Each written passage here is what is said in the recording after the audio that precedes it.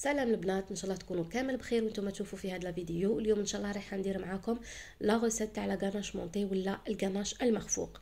الغاناش المخفوق عنده عده استعمالات في عالم الباتيسري، اهمها وابرزها واولها هو حشو الكيكات. نقدروا نستعملوه تاني في لي فيغين ولا في كؤوس التحليه كما راكم تشوفوا، يجي بزاف بنين وبزاف خفيف. نقدروا نستعملوه لحشو لي ترونش في طبقات تاع لي ترونش، وبما انه تجي كريمه متماسكه وصالحه للبوشاج فانه صالح لتزيين الكيكات، تزيين لي كاب كيك وبوشاج فوق لي ترونش كما راكم تشوفوا، يجي بزاف مليح. اول حاجه رايحين نحكيو عليها هي المقادير اللي رايحين نستعملو. لهنايا استعملت 200 غرام من الشوكولا، درت مزيج بين شوكولا بالحليب وشوكولا سوداء. 100 غرام شوكولا بالحليب و100 غرام من الشوكولا السوداء لسببين، اولهما هو تعديل الحلاوه، وثاني حاجه هو البنه تاع شوكولا سوداء امباسادور. ضروري جدا انه تكون في كسوسوا في الغاناش العادي ولا الغاناش مونتي، ضروري انكم تستعملوا امباسادور نوار، لانه صراحه ما عندهاش بديل، بزاف بنينه وبزاف بزاف بنينه بارابور ا سون بري. فوالا تو كور.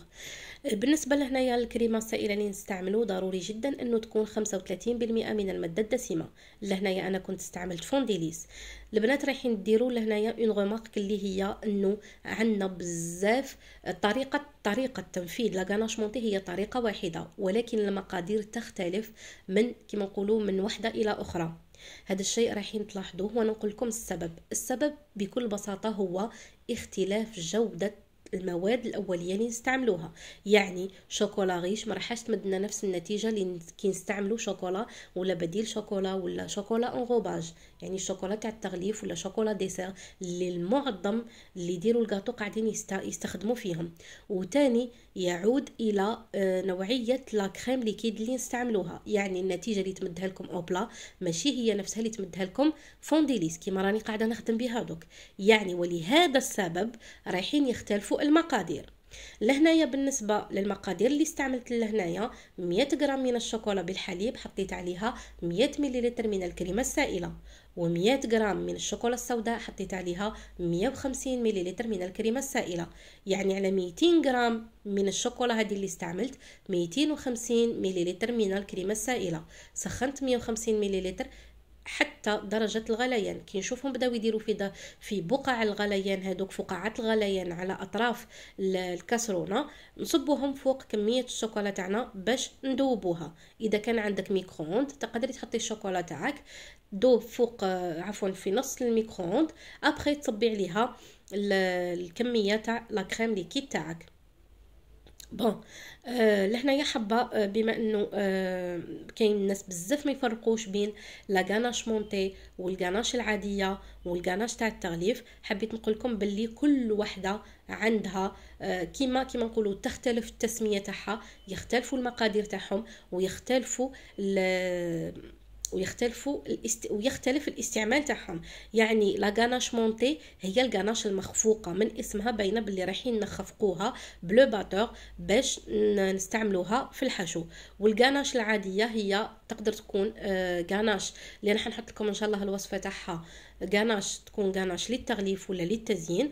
والغاناش تاع التغليف هي غاناش خاصة للتغليف تحت عجينة السكر، ولا نقدر نخليوها يعني نغلفوا بها عادية بلا ما نديروا فوقها عجينة السكر. لهنايا كاين مرحله ممكن انه نديروها، ممكن نستغناو عليها، اللي هي ان نعاودو نديرو بالميكسور بلونجون، نعاودو كيما نقولوا نديرو كيما هكذا باش نشوفوا اذا بقاو لنا قطع تاع شوكولا ولا نو. نقدروا نستغناو عليها في حاله ما اذا ذوبنا الشوكولا في الميكرووند، يعني كامل رايحه تذوب لنا، نتاكدوا باللي ذابت لنا مليح. فوالا لهنا في هذه المرحله بعد ما تاكدنا باللي قطع الشوكولا كامل دابوا مليح، نضيفوا كميه الكريمه السائله اللي بقات لنا وهي 100 ملل، نخلطوها مليح مليح حتى تمتزج لنا كامل مع بعضها، يعني ولينا كما نقولوا تولينا غاناش متجانسه. فوالا بهذه الطريقه نجيو نغلفوها باللو فيلم اليمونتير. لهنايا القوام تاعها كي تشوفوا القوام ديجا لهنايا تعرفوا بلي الكاناش تاعكم رايحه تجيكم صالحه، يعني ما تجيش سايله بزاف اللي نحشيو بها، وحنايا كيما نقولوا متاكدين انه الكيك تاعنا ما رايحش يحشمنا، ما رايحش يطيح لنا، ما رايحش يصراو لنا فيه دي ديغا، يعني تجينا اون كاناش مونطي متماسكه. فوالا كيما راكم تشوفوا لهنا بعد ما خليتها 4 ساعات في الثلاجه، واذا كنتم مزروبين تقدروا ديروها 45 دقيقه ولا نصف ساعه في المجمد، رايحه تحكم روحها تري بيان. تجبدوها ديروها بلو باتور، تشوفوا اللون تاعها يبدا كيما نقولوا يتفتح، يرجع افتح، وتاني الكميه رايحه تتضاعف. لهنايا حطيت لكم بعض لي فيديو من كما نقولوا من لي كيك ولا لي طارت اللي حشيتهم بها. انا صراحه هي الكريمه رقم 1 في كما نقولوا اللي ما نستغناش عليها في حشو لي كيك تاعي، بالرغم من انه كاين بدائل وكاين يعني حشوات اخرى، ولكن الاغلبيه يفضلوا لا غاناش مونتي لانه تجي بزاف بنينه وبزاف خفيفه وما تجيش قاصحه، خاصه اذا درتو مزيج بين شوكولا بالحليب وشوكولا سوداء. شوكولا سوداء وحدها رايحه تجي مره بزاف، وشوكولا بالحليب وحدها رايحه تجي حلوه بزاف. الوغ المزيج شوكولا بالحليب وشوكولا سوداء رايح يعطيكم كيما نقولوا التجانس اللي التجانس يجي بزاف مليح. فوالا لهنايا في الاخر نقول لكم ما تنساوش تجربوها بالطريقه هذه، وما تنساوش تاني باللي الاختلاف تاع المقادير يختلف حسب نوعيه المواد الاوليه اللي استعملناها. هذه يعني النقطه باش كيما نقولوا ما تقولوش كاين على بها، كاين ساعات يقولوا درنا هذيك لا غاناش مونطي تاع الفلانه بنفس المقادير وما صلحتناش. نقول لكم بالك ما استعملتوش نفس المواد اللي استعملتها هي. هذه النقطه لازم تكونوا يعني متاكدين منها 100%. لهنايا اذا استعملنا اوبلا ما راحش كيما نقولوا نستعملوا نفس المقادير، اذا استعملنا اذا استعملنا فونديليس، يعني هذه النقطه لازم تكونوا متاكدين منها.